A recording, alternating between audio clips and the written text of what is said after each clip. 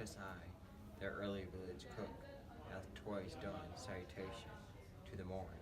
Your friends are up, and buckle on their armor. O Ratcliffe, I have dreamed a fearful dream. What thinkest thou? Will our friends prove all true? No doubt, my lord. O Ratcliffe, I fear, I fear. Nay, good on my lord. Be not afraid of shadows. By the Apostle Paul, shadows tonight have struck more terror to the soul of Richard than can the substance of 10,000 soldiers, armed and proof and led by shallow Richmond. Is not yet near day. Come, go with me. Under our tents I'll pay the eavesdroppers to see if any mean to shrink from you. Good morrow, Richmond. Cry mercy, lords and watchful gentlemen, that you have ta'en a tardy sluggard here. How have you slept, my lord? The sweetest sleep and fairest boding dreams that ever entered in a drowsy head have I since your departure had, my lords. Methought their souls, whose bodies Richard murdered, came to my tent and cried on victory. I promise you, my soul is very jocund in the remembrance of so fair a dream. How far into the morning is it, lords? Upon the stroke of 4. Why, then 'tis time to arm and give direction. More than I have said, loving countrymen, the leisure and enforcement of the time forbids to dwell upon. Yet remember this, God and our good cause fight upon our side. The prayers of holy saints and wronged souls, like high-reared bulwarks, stand before our faces. Richard, except those whom we fight against, had rather have us win than him they follow. For what is he they follow? Truly, gentlemen, a bloody tyrant and a homicide, one raised in blood and one blood established, one that made means to come by what he hath, and slaughtered those that were the means to help him, a base foul stone made precious by the foil of England's chair where he falsely set, one that hath ever been God's enemy. Then if you fight against God's enemy, God will in justice ward you as his soldiers. If you do sweat to put a tyrant down, you sleep in peace, the tyrant being slain. If you do fight against your country's foes, your country's fat shall pay your pains the higher. If you do fight in safeguard of your wives shall welcome home the conquerors. If you do free your children from the sword, your children's children quit it in your age. Then, in the name of God and all these rights, advance your standards, draw your willing swords. For me, the ransom of my bold attempt shall be this cold corpse on the earth's cold face. But if I thrive, the gain of my attempt, the least of you shall share his part thereof. Sound drums and trumpets boldly and cheerfully. God and St. George, Richmond and victory.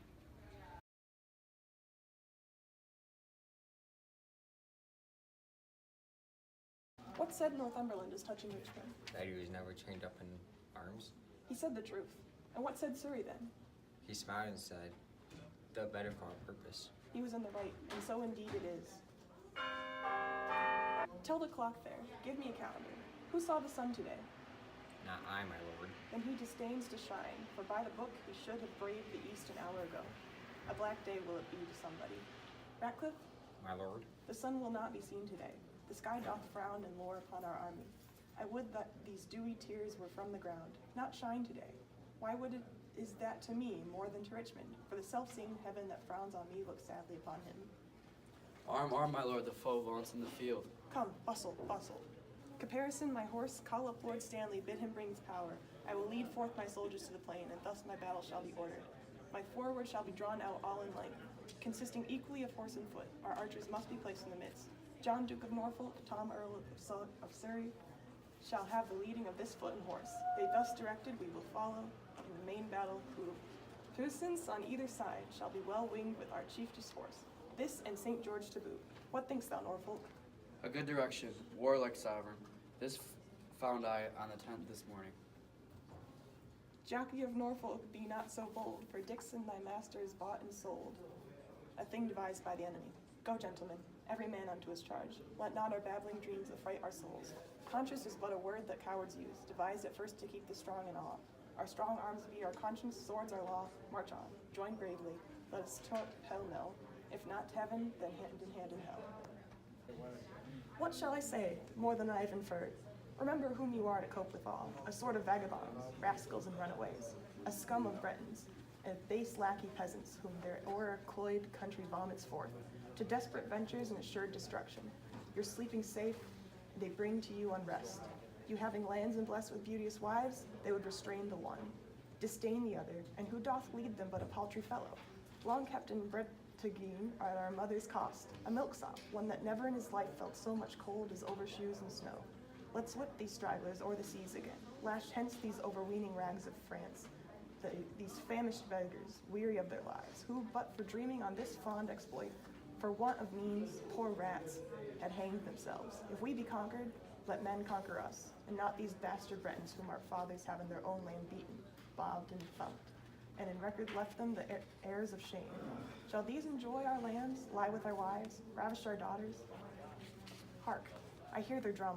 First gentlemen of England, fight, bold yeomen, draw archers, draw your arrows to the head, spur your proud horses hard and ride in blood, amaze the welkin in your broken staves. What says Lord Stanley? Will he bring his power? My lord, he doth deny to come. Off with his son, George's head. My lord, the enemy is past the marsh. After the battle, let George Stanley die. 1,000 hearts are great within my bosom. Advance our standards, set upon our foes. Our ancient word of courage, fair St. George, inspire us with the spleen of fiery dragons. Upon them, victory sits on our helms. Rescue, my lord of Norfolk. Rescue, rescue. The king enacts more wonders than a man. Daring and opposite to every danger, his horse is slain. And all on foot he fights, seeking for Richmond in the throat of death. Rescue, fair lord, or else the day is lost. A horse, my kingdom for a horse! Withdraw, my lord, I'll help you to a horse. Slave, I have set my life upon a cast. And I will stand the hazard of the die. I think there be 6 Richmonds in the field, and thrive I have slain today instead of him. A horse, a kingdom for my horse!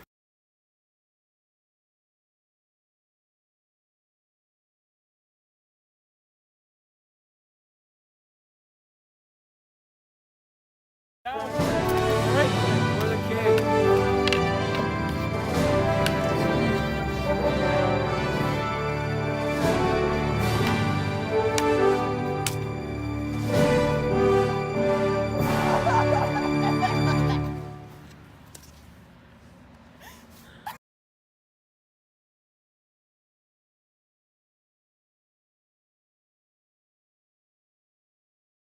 Enter their bodies as becomes their births. Proclaim a pardon to the soldiers fled, that in submission will return to us. And then as we have taken the sacrament, we will unite the white rose and the red.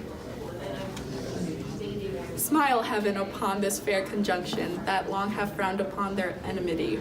What traitor hears me and says not amen? England has long been mad and scared herself. The brother blindly shed the brother's blood. The father rashly slaughtered his own son.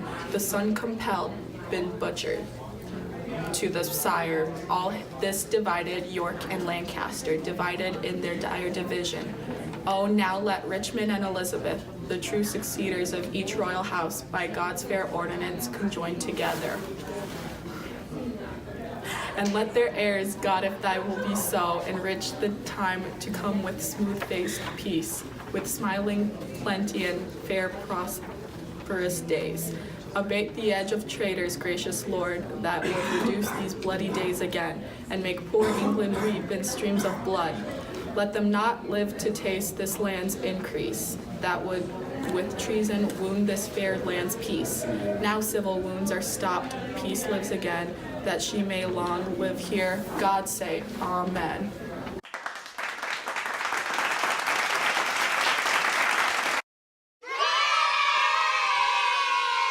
Oh wait, no. You need to give me time to stop laughing. It's one of those days, y'all.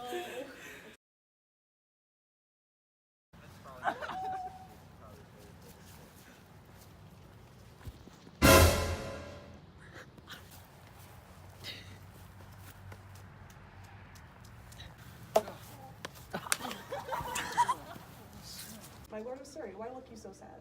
My heart is lighter. Oh.